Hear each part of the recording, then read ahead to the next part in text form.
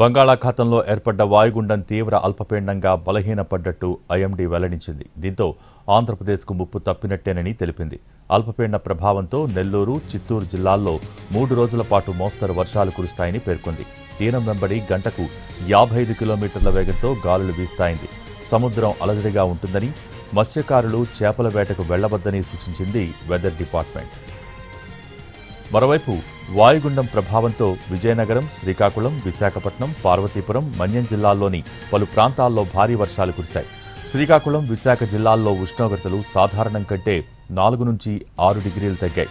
ఎల్లుండి నుంచి బాపట్ల, ప్రకాశం, నెల్లూరు జిల్లాల్లో భారీ వర్షాలు కురుస్తాయని వాతావరణ నిపుణులు అంచనా వేస్తున్నారు.